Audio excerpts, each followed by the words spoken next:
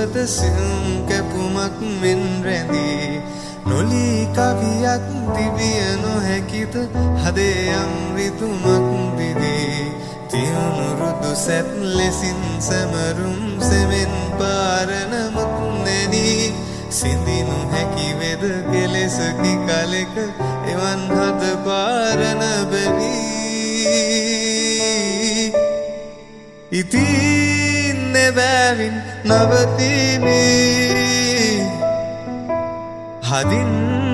පිටමන් නොකරමි ඉතින් නෙබැවින් නවතිමි හදින් පිටමන් නොකරමි